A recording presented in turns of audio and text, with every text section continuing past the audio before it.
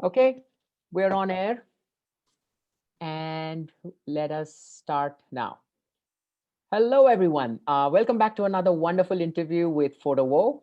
Today, we have an exciting photographer to discuss with you. We have Frank Doorhof. He's from Netherlands. Say hi, Frank. He's from Hello. Netherlands. He's been a photographer for over 15 years, and that's a long time. So he's seen the life cycle of the digital camera coming in, of the old cameras. I'm sure Hey, we'll hey, ask him. I'm not that old. It's a good thing, Frank. It's a good thing to know about history. But That's true. yes, yes. So we will ask him some stuff about his beginning as a photographer, how he took up the trade, and how he's progressed over the decades, over the years, where he is today, and how and we get advice from him for all of us, for intermediate guys, for newcomers, and for the experts. Um, he focuses on education now. So Frank, teaching people about photography is close to his heart. That's Yeah, what he without likes. any doubt. Exactly. So, and that's and we live in a time when teaching people is wonderfully exciting and rewarding. There are so many channels out there. I was just talking to him before this interview, and he just told me about Twitch, a new platform which I hadn't heard of. I'm sure some of you out there have definitely heard of, which he enjoys using for dissemination of his teaching and his sharing of photography skills. But that's the exciting time. We live in a time, whether it's Instagram or Facebook or YouTube or any other channel, it's so easy to get hundreds and thousands of people to share and learn from you. And Frank is doing that. He's excited about that, and I'm so thankful to you, Frank, to make time today to share your thoughts and ideas with us. Sure, no problem. Excellent. So let's start with a little bit of a background about you, Frank. So as we've described to the audience, you have been in the photography business for over 15 years. But I would suspect, as you suggested some time ago, you've been with a camera all your life, or you've been near a camera all your life. Yeah, I don't think I was born with one, but very close. Okay. I think both my parents and grandparents were a big influence on me because, and nowadays you have to be careful what you say, of course, but I literally, my granddaddy always brought me into the dark room and I could do all that stuff. And the most fascinating stuff for me was throwing a piece of paper in a bucket with stinking water, and by magic something came out, and that just mesmerized me. I was just going like, "What the heck's going on? What is this?" Right. Yeah, this is photography, and I was just going like, "Wow, I want to learn this." Hmm. So they gave me a first camera, and we always called it the uh, um, I don't know how you call it in English, but it was like it didn't look very nice. It was like a square, like a Mars, like a candy bar, Okay. and you just clicked on it, and it gave you pictures. And Okay. later on, I got my first camera that was actually, I believe, a Praktica. So Mhm. one of those Russian cameras, and they were awesome. Don't get me wrong. And that's Right. how I learned it, with film and doing my own developing. And I think after a while, I started losing interest in photography and I went to video. Hmm. And video was totally different from what I do now. Video at that time was, we just had a video camera, Right. and I took video from the zoo and Oh. vacations and whatever. And I think when Anouk and I got married, that is in 1997, Mhm. that's the point where I started buying my first digital camera. And it was a Okay. Kodak, Okay. very expensive, and only, believe it or not, it shot TIFF images. And just to give you an idea, the TIFF images were 500 kilobytes. There Wow. was, I believe, a half a megapixel. It's now when you look in Lightroom and I see those old images, right? I Right. see in full screen and go like, it wasn't that bad. And then you zoom in and you see them going like, boom. And you go like, huh? That's not the idea. When you zoom Oh, in, you have to go up. right. And these Right. images are so small that on a 4K monitor, when you zoom in, they actually Yes, go they're like down because icons. They everything is look like bigger. icons. Yes, So yeah, I can understand. and I think that really mesmerized me, that you can do it digitally. Mm. That's very nice. And then in 2001, September 11th, 9/11, Oh, we okay. were in America. My Okay. first trip ever to America, we were in Indianapolis, and the Okay. only thing I brought was a video camera. Mhm. And at that point, of course, the world changed, and we drove around. And at that point, it's it's very weird to explain. I'm not a photographer that loves to do disasters or homeless people. I don't do that. I think it's too easy, or it's too much an interaction between somebody's personal life and misery. And I don't like that at all. Okay. But because you are so in a state of shock, I needed something in front of my face for the very simple reason, otherwise you can't handle that stuff. We couldn't call home. We had to borrow a satellite phone from a pilot to call home because everything was down. Right. And at that point, I needed to do something. And I took out my video camera and we took some really non-interesting, but just some video. Okay. As soon as you come home and you watch the stuff a year later, when everything was a little bit more relaxed for us, I looked at those videos and I go like, how much better can you tell a story with one image instead of a video? And a lot of people think that with video, it's much easier to tell a story. It isn't, because with photography, you can choose one unique moment in time that will never come back again. And if you choose that moment correctly, you are in the right position. It really tells a story totally different than moving video. And that's actually, I think 2001, 2002 was the point where I went like, okay, video is nice, but I want to focus fully on digital photography. And I first bought like a crop sensor camera, like an HP 812, I believe it was. Okay. Took some images and I was going like, on f22, it's the same as an f2.8. It's like insane. How is that possible? Okay. And then I found out that there was something called sensor size. Nobody could tell me that at that point. I was going like, what the heck's going on? Okay. And I thought, let's buy an HP 850 because that's a more expensive camera. And I had the same problem. F22 looked exactly the same as 2.8. So I was going like, this isn't right. Okay. I went to a camera store, and that's actually when I bought my first digital camera. And it was, I believe, a Canon 10D. Okay. And that's when I really started doing photography digitally and really started enjoying it. But at first, believe it or not, it was only sports, birds, and animals. So monkeys. Okay. Was it action shots? Action? You would always action. I was always, I always tell people I was the weird guy. So when there was a nice bird, everybody was shooting the bird, going like, whoop. And I was just going like, nah, wait until it flies away. And they were going like, wait till it flies away, then you missed the shot. And I was going like, I already got the shot. I don't need 10,000 shots of a bird just sitting there. I saw the bird, took a picture, and then I was just waiting for it to go. Because as soon as a bird leaves, you get those nice wing and that action in the shot. So I really like that. And the thing is how I ended up as a model photographer in fashion. I was a member of a local photo club. And we had this one guy, he was the youngest, I was the youngest one, and he was younger, and he shot models. And I was just going like, why shoot girls? That's so uninteresting. I want to do motocross, soccer, I want to do monkeys and birds, no girls. I don't want to shoot that. The alternative, however, was we had to do workshops with somebody, and there were only two options. And the other option was somebody that only shot trees. He went into the forest, he found trees, and he only took pictures of trees. Simple. He was just going like, let me put it this way. If I go to the forest with him, one of us isn't coming back. Because I was so not interested in, I think I'm going to kill him. Look at it this way, Frank. With trees, you don't have to say, don't move. Yeah, but that's the problem. You know, I also mountain bike, and that's the problem with trees. If you go really fast, they don't move, and that really hurts. I see your point. So trees and me, not a good deal. So you know what? I decided, you know what? Let's try model photography. Why not? It's only 8 workshops. It's if I don't like it, I will just say that I had Chinese food and I will go to the restroom and stay there all the time. Okay.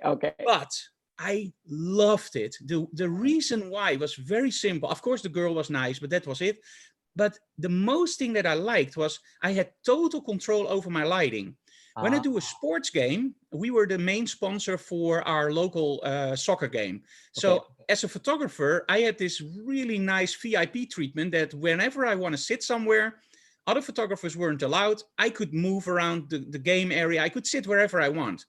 So I always find my place with a little bit of backlighting, and I just loved that look. And as soon as I started doing the model photography, I found out, hey, this is my son. I can move it wherever I want. I can angle it. This is awesome. And of course, the girl was nice. So I was going like, maybe this is cool. I can imagine. I can imagine a lot of our audience saying, yes, Model photography is the way I'll go. Excellent. I have a Yeah, question for you. and it's I have fun. sorry to interrupt, Frank. I have a No question problem. for you. While Yeah. you were doing this, what were you making a living out of photography, or was No, photography a hobby and you were earning your income from a job, a suit, or were you a suit, or were you something else? What were you? look at me. I was never a suit. I know, On I know. my wedding day, I I was a was suit. hoping it was okay. Yes. Now, I was brought up in a home of entrepreneurs. Okay. My grandparents had their own company. My parents had their own company, and there was one thing very clear: from the moment I was born, I would be an entrepreneur. And I was literally molded that way by my parents and by my grandparents, by learning how to handle money, Right. learning how to handle situations that are like now with COVID. Our company is hurt really, really bad, but we are still here. And that's Right. because we know that you don't bet on one horse. Yeah. So, for example, Terra Tools Mhm. is one of the brands that we distribute in the Netherlands. Okay. So we have several parts in our company. They're all photography related or home theater related. So they're both with imaging.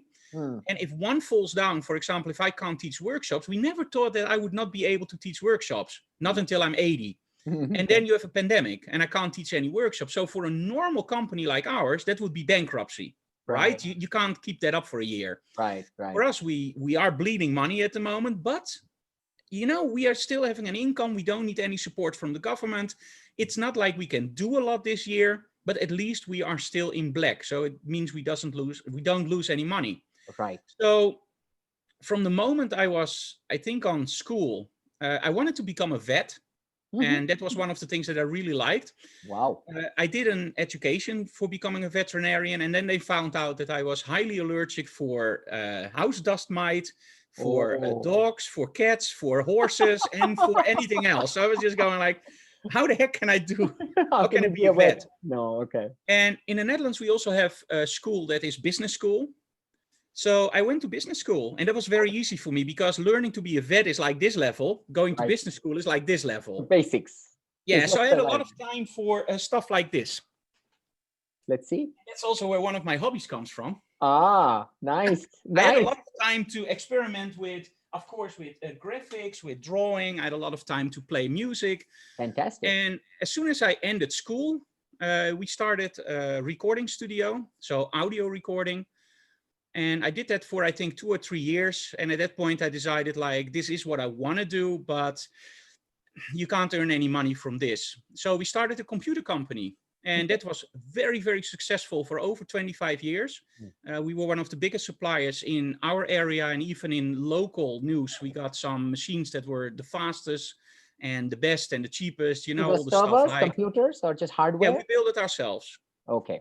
So we did our own repairs, we did our own building, we had our own system for photography and video. Guys, you see there's already that link. That link, yes.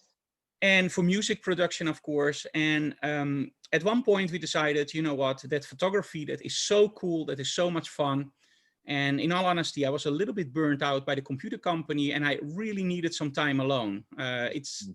almost like a burnout, that feeling, you can't do anything anymore. You worked for 24 hours straight for 20 years. It's insane. No free time. Right, right. And at that point I said, you know what, we're going to take it a little bit slower for a year. Mhm. And I'm going to focus fully on photography. And a week took over the computer business, my wife. And I just fell in love with photography. This was And in 2000, that was, I think, 2000, 5, 6? 2005, 2006, 2007, that area. And that went so very well that a few years we tried to combine everything. So we ran a computer company, home theater, and photography. Okay. There's not a lot of free time. Nice. And in 2013, we decided, you know what, the workshops are growing so big. And we did stuff for Kelby One at that point, and we traveled all around the world. You know what, let's sell the computer company. Okay. So we So that's sold the when you became computer a company. photographer. Yeah, and that whole building is now our studio. Oh, So we fantastic. just kept the building. We kicked everybody out. I said, okay, buy with the computers, take our personnel. This is now your company, our name. Do with it. Just be careful with it because we build it up. It's still your baby, right? Yes. And they didn't manage it, by the way that we wanted. So yeah, that's a shame. Okay. And both Anneweek and I are much more happier now because, in all honesty, if you are a creative person, and building a computer is fun, Right. but everything else isn't fun. All the clients, there's always complaints, even if Ah, you can't help it. It's they have a virus, but it's your fault. right, right. We They repair delete it a within file. one They day. delete the file, but it's your fault. Yeah, even if we delete the virus. No, there was no virus. Yes, there was a virus. No, we don't have internet. Okay, what is this? Yeah, it's internet. All that. So there was always this friction between clients, and I'm the kind of person, I love service, I love helping people. So for me there was a big frustration, and in 2013 we had the chance to sell the company to another computer company that was trying to get our name, and we were just going like, we looked at each other and we went like, we actually don't even care what they pay for it. If we can just leave it and they take all our Care of personnel it. and all our clients, so we can literally close the door and focus on something new without thinking about our personnel, firing the personnel, finding them other jobs, paying a lot of money in the Netherlands if you want to let somebody go, going to court. We didn't want to do that stuff. And they were going like, okay, we want your name and we're going to take the whole company with it. And we were just going like, okay, so we can close the door and start our studio here? Yes, let's do it. Fantastic. So everybody's happy. Everybody happy, and yeah, I couldn't be happier. It's now Fantastic. more than 7 years ago, and man, I love this. Fantastic, fantastic. Okay, so let's get to some of the things for which our audience is really here for, Frank. Let's give them some tips and hints. So of course, one of the things I know you're a big fan of is the essentials and the basics of photography. Yes. There's a lot of fluff, this tool and this software and this methodology, but if you get your basics right, and I know one of the things that you really love is light in It's the photography. language of photography, right? Absolutely, yes, yes. So what's your advice to people who are starting off with photography? How would you tell somebody who's starting off? And Okay. how would you guide them towards the right stepping stones and the right building blocks so that they learn and they don't spend 5 years learning wrong stuff and then fixing those wrong Yeah, some people take longer than 5 years. yes. Now, let me first say something. You are talking to somebody that's so down to earth. Uh-huh. I'm almost invisible. So I don't say that I know everything or I'm a master. I still have problems when people ask me like, hey, can you do an interview? I'm always going like, I'm just Frank. Right. And so you have to put it in that context. So if I say something that sounds a little bit arrogant, it's absolutely not meant that way, but it will come over that way. When I started with model photography, of course, I looked online. And online, I found an instructional video set I could buy in the States. And it was called, what was the name? Fine Light from Dean Collins. Okay. And Dean Collins, I believe, was from the 70s, 80s, and he's dead now. It's a shame. And he had this attitude of taking a cup, sitting down and going like, okay, guys, so today I'm going to explain to you how to shoot a multi-million-dollar commercial for nothing. And you were just going like, okay. Now, you have to remember that those videos were very, very dated when I started watching them. But the thing that he made so incredibly clear was how light works, how you meter light and why you meter light and how you work with lighting. So in my opinion, it was very, very easy to start with the basics. So I started doing that. And at one point, people started asking me, hey, Frank, I really like your images. Can you teach workshops? And I was just going like, dude, I'm shooting for 2 years. I'm not a master. I can't teach workshops. Right. And they went like, you should look on YouTube. And I was going like, okay, photo education on YouTube. So I typed it in. I was still watching all those Dean Collins videos. And I'm the kind of guy, when I like something, I really like to see everything. Okay. And of course, I saw some videos on YouTube, but they were all, how to say that nicely? Crap. Literally, they told people stuff that didn't make any sense at all. And that were just totally wrong. And for example, there was this video about a light meter. And the guy said, the reason I'm not using a light meter is because I never saw a model that is 18% gray.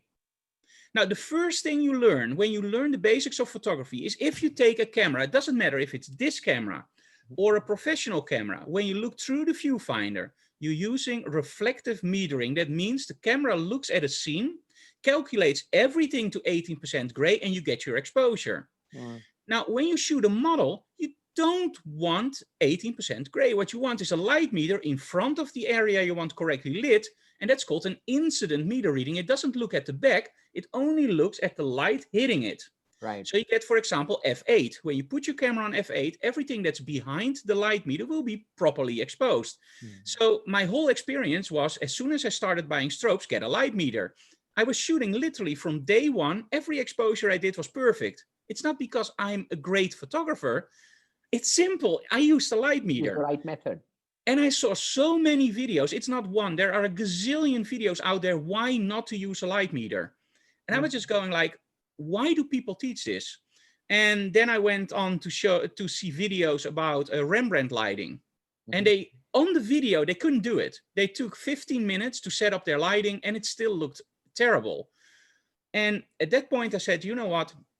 If this is what people are learning, okay, let me do a workshop, but let me write up a whole system. So what I did is I went back to the Dean Collins videos and I didn't steal it. Of course, you can't steal something that's basic, right? It's Absolutely. simple. You know what Einstein said? Innovation is how well you hide your sources. Oh, I never hide my sources because it's the basics. Yes. Okay. So I went back to the Dean Collins videos, and what I did is I looked at all the videos and I wrote down everything that I think was important, like incident meter reading, important. Okay, coaching your model, very important. Turning her away from the light creates this, turning her away the other side. Okay, so I have to learn people what happens when you move the light, but even more important, I have to learn people what happens when you move yourself. Right. Because on all those videos, you saw photographers in the same spot. Right. And they ended up with exactly the same images. Why not walk around your model and control contrast that way? Right. So I got all these notes. I think there were over 100 notes that were important. And I started developing a program called Workshop 1, 2, Advanced, and Glamour. Okay. And I started out with a PowerPoint presentation because I didn't want to forget anything. And the first 2 hours, people sat down, just listened to the PowerPoint presentation, could ask whatever they want.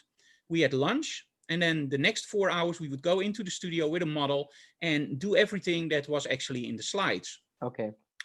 I think I did that for 5 years. And then we skipped the whole presentation part and just did a Q&A. At that point, I felt more comfortable.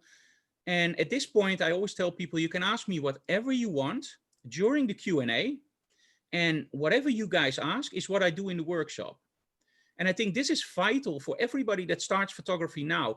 It's so much nicer. Let me draw back to, do you mind if I draw back to guitar playing? No, please. Okay. It's lovely to connect different industries. Yeah.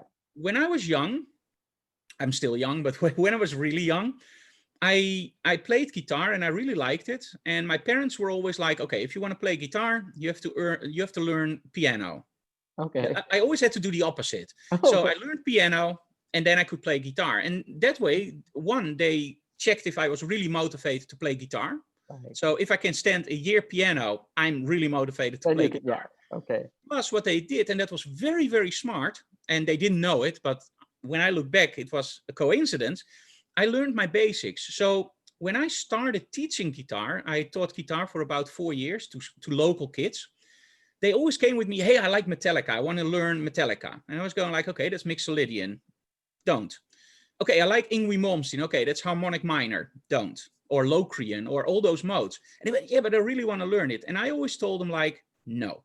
What we're going to learn is the C major scale. And you have to learn it over the whole neck of the guitar. If I close your eyes, you have to play it over the whole neck. And they were going like, no. Okay. And some people did. Now, you know, and this is why photography is also important for the basics. If you know the C major scale on your guitar over the whole neck, you automatically also know A minor, because C major, A minor are exactly the same scales. And now comes the trick. If you want to play something like Dorian, you play the C major scale, but you start on the D. If you want to play Phrygian, you start on another note, but you play the exact same notes. Right. So instead of learning 7 different scales and 7 different deviations of that scale, it's mind-boggling. But if you learn one scale and you know it by heart, you just know, okay, I have to start on the 3rd note and do exactly the same thing. Oh, you want me to do a chord? Oh, that's 1, 3, 5. And if it's a minor chord, it's, you know, it all clicks together. And I find the same thing with photography. When I teach somebody that only watches YouTube or only watches instructional videos that are more advanced, they come into my studio and they often give me a portfolio and go like, that's awesome. but you see stuff missing. Hmm. And the weird thing is they don't ask me anything advanced. They actually started asking me something that they think is the highest level of photography. And I go, oh, that's really simple. You have to do it like that. And they go like, is it that basic? Yep, Okay. it's that basic. And they go like, why didn't I know that? Mhm. I don't know. Okay. When you build a house, you also start with the foundation, right? And then you build up. Otherwise, the house will Correct. crumble. Correct. So Correct. learn your basic, boys and girls, and men and women. Learn the basics. They're really important, and they're easy. Photography and basics. If you do it 2 days and you study relatively hard, or Right. 4 days and you study easily, it's very, very easy to understand. But at that point, you open up so many options that you can do. Mm. That's lovely advice, Frank. And I think and I love the way you connected the music and photography, two creative fields, where the language of photography is lighting. It's understanding the fundamentals of the tools you use. If you understand that language, you can write a poem, you can write fiction, you can write stories, you can do whatever you want. I guess that's the message. And that's exactly because I didn't want to interrupt you, but I thought you would forget something, and then you perfectly did it. When you look at photography, a lot of people make great shots. They have proper lighting, they have awesome styling, they have a great backdrop, everything clicks. Uh-huh. And you look at the image and you go like, oh my, what is this boring? Uh-huh. And sometimes you see somebody that just takes out their phone and they make an image and you go like, Wow. that's it, that's awesome. Now, what is that difference? That difference can be one, connection to your sitter, very Mhm. simple, make a connection, Yep. or storytelling. Right. Create something really cool. And when I do a portfolio review and I see lighting that's rough, Mhm. that's not nice, styling that's okay, but there's a real connection with the model and it's really nice. And you just look at the picture and you go like, yep, that's her, or that's him, or that's the story. Or you have this polished image with a beautiful girl against the backdrop and you go like, nice girl, boring, next. Right. Right. So when you learn the basics, do always remember that photography, lighting, setting up everything, styling, it's all part of one much more important thing. Throw away all your lighting, except for one light, maybe the sun, and start first storytelling. Right. Create a story with images. And we've done it since the start of dawn of man. Mhm. Look at the cave. You saw cave drawings. Now, one of the jokes I always make, and I think your audience is gonna love this one. When I teach, I always tell people, when we look at art from literally the cave drawings up until, let's say, the golden age, Right. we compress it in a zip file. We Okay. have this. This is Okay. all the art up until, let's say, 1950 or 1980. Let's go even further. This is all the art up till social media. When we look back at all that art, what is the thing that we always will find back? It's storytelling, going from the Last Supper up until cavemen hunting down a dinosaur. Of course, one caveman hunting down a whole dinosaur. At that time, they also had Hollywood. Yep. And it's always a story. Go to any church. Right. It's always stories that you see on those paintings. Now, when we look at, since social media started, we don't have this, but we have this per second. And Right. the only thing we're gonna remember from this area are the Kardashians. Selfies, duck faces, and Right. whatnot more. And the real art is being snowed under by a gazillion of selfies, Right. non-inspiring shots, and whatnot more. So as a photographer nowadays, you can't manage with just having great images. You have to tell a story. You have to draw those people in, draw them literally into your picture and I let them love that. experience that. Right. Fantastic. That's very very well put, Frank. And I think that more than anything else is the differentiation between being a photographer who's remembered and a photographer who's forgotten. That's fantastic. I love that analogy, and I love that zip and the big per second. Remember, people, it's per second. It's not the total amount of photography. We're creating No, no.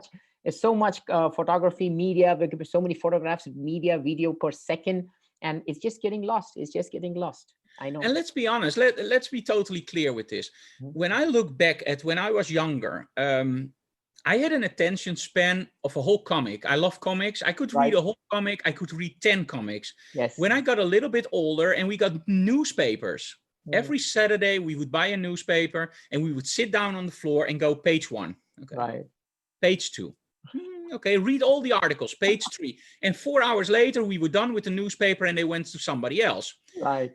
Nowadays, I'm on the restroom in the morning, grabbing my phone, and I can't even read the articles anymore. The only thing I do is read the headlines, because unless I want to have real problems, I can't sit on the restroom for 6 hours to read all the articles, because there is too much. Yes. So when do I read something? And this is something that I really like about Google, for example. And you said we are in a great period of time. I think we are in the worst period of time, because social media is not anymore what it's supposed to be. It's becoming more and more Facebook, which is stuffing you stuff through your throat. If you want to follow my work, you only see 1 or 2%. I recently had somebody that emailed me like, "Hey, Frank, I'm so happy you are photographing again." I said, "What do you mean? I do 2 workshops a week." This was before the pandemic. I do 2 workshops a week. I post about 60 images in a month. Okay. How do you mean? I said, "Well, I always follow your work. For a year, I didn't have any updates from Facebook." I said, "What's going on?" "Oh, hey, did you like one of my images?" "No, I never do that." I said, "Okay, next time you see an image, just press like." And he said, "Oh, now my stream is filled up again with your work." And this is something that it was never intended to be that way. If I like your work and I follow you on Facebook, in the past, it showed me everything from that person. YouTube is doing the same stuff. I'm a Dutch channel, but everything we do is in English. Somehow in the algorithms, we have very, very much trouble of getting viewers. Okay. So you know the material we put out. It's really great material. Yep. We only get like, I believe 24,000 followers. Now, if you go to a channel with a guy just doing funny stuff and it doesn't make any sense, and they have like a million followers, and you go like, what? The camera work is worse. The audio is worse. He only has 2 videos. What the heck? Yeah. So I think in the future, I hope in the future that we get social media that is more streamlined. And that is what I like about Google. When I now pick up my phone, I don't go to the news apps anymore. What I do is I swipe to the right. I have an Android phone, and I just look at what Google selected for me. And now, finally, I don't have to go through all those headlines to see what I like. I see headlines, I see a small article subscription, I see a photo, I like it, I click it, and then I read the whole article. Nice. And I think that's something that a lot of people don't realize. We are literally overdosed by information and by photos. Yep. So if you as a photographer want to get up there, do something that nobody else does. And I don't do it because I'm not a world famous photographer, but I try to teach people it. So maybe they are lucky and they just make that perfect combination and they will end up on top. Okay. And then I'm a very small part of that, and I love that. No, so there's one thing I know, Frank. You have a very successful book out there, Mastering the Model Shoot. Yeah, we have several out. In the Netherlands, we have Mastering the Model Shoot, Magic of the Small Strobe, Speed Lights, and Working on Any Location. Fantastic. And in English, we only have Mastering the Model Shoot, but we are now translating the one for Speed Lights into English, but we're doing that ourselves. Okay. So is that been more fulfilling or less fulfilling than the digital media channel, Frank? Would you prefer to go on do more books, more coffee table stuff, or would you prefer doing more digital stuff? What's your advice to the newcomers? I don't know. I think the books are cool because when you're in a plane and somebody says, "What do you do?" I'm a photographer and I write books. Okay. You go like, "What kind of books?" Well, you can buy them at Barnes and Nobles and any stores. And somehow you get this, "Oh, really? Okay. Really? Right. Oh, you're an author." And yeah, sure, I'm an author. So it's something that you can put on your resume. Right. But writing a book for me, honestly, somehow I'm always forced into it. The first one, Scott Kelby forced me into, and I love him dearly. So thank you so very much for doing that, Scott. And it became a highly successful book. So yeah, great. And I like writing it. I love giving people the book and signing the book and hearing people that they love the book. Okay. But somehow the videos and the one-on-one education, especially so with groups or trade shows or workshops, that's what I really like to do. Because I think when you write something down, it's always words, and they can always be interpreted differently. When you Okay. do a video, you see what the photographer is doing. And I'm always with my videos, I'm very clear. Right. You sell my videos, you know, I don't talk around the stuff. Right. No Sometimes the filler stuff. videos are shorter than other videos, and I still do more setups because I don't mess around with lighting for 15 minutes. It's like in 3 minutes, it's there, take the shot, explain the stuff, 5 minutes later, hip, next to the next scene. And I think the video is cool. The problem with the video is, even if you watch the video, you can still have questions. A lot Right. less than in the book. You Right. still have questions. And when you can talk to somebody, that's when you have those questions. You go like, hey, can I ask you something? Sure. Right. Okay, let me explain. And that's also why we do the social media. It's just me and Anna Week, of course. But everybody that asks me something online will get a personal answer, or I will just give a like. I always think a like is the least I can do. But if Right. there's a question about the book or a video, I will always give him my personal opinion about it. And I think the combination of that two really works well. Fantastic. Fantastic. Excellent. Okay. So one more question, which I'm sure a lot of people have. So it's related to the question I asked you earlier on, Frank, about when you were doing, learning photography, buying all this equipment, trying out these experiments. The question was, were you using photography as a means of living? It is, as you said, it's really tough. The most creative work is not often the most commercially fulfilling work. No, not at all. Yeah. So, do you have advice for photographers who want to pursue photography as a business, as a livelihood? Not Yeah, just as a hobby. don't do it. Very simple. Don't. Okay. Never. No, I am very, very lucky. I'm very, very blessed. And that's thanks to you guys and thanks to a lot of guys. You buy my material, you promote me online. And I speak to everybody, not just to you, but all the people that follow you, follow me. They help me Mm. create the stuff that I do. Now, do we make a great living? No. We can live, we can do cool stuff, but I Right. can't go out and buy a new car. Mm. And then remember that I'm one of the lucky ones. We are asked for trade shows. I teach twice a week workshops.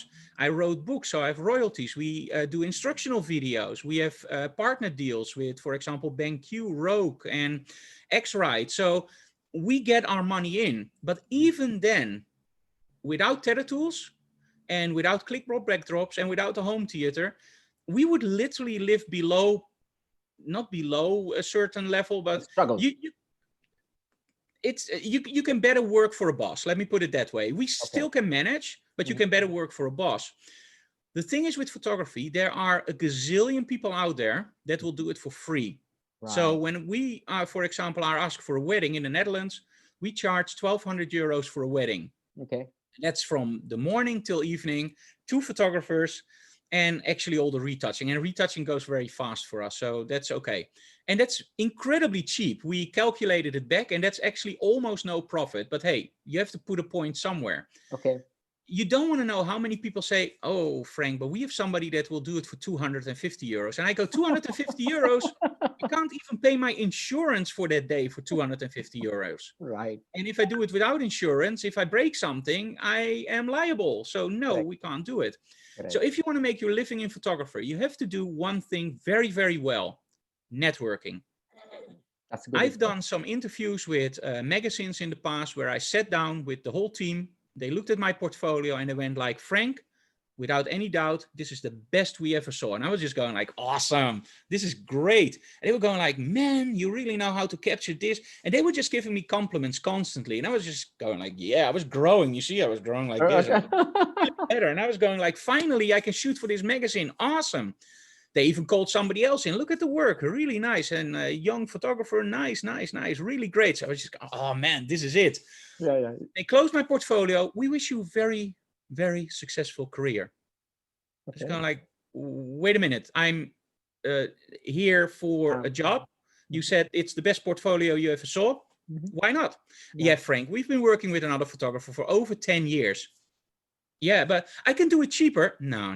Okay, let me put it this way. The first 10 assignments, I will do half price of what the other photographer charges. No, Frank, sorry. No. Good luck. You will make it. How can I make it if you don't give me a chance? Yeah, bye. And that happened so many times. So at one point, I just gave up. and we focused on the computer company. And then by accident, I started teaching workshops.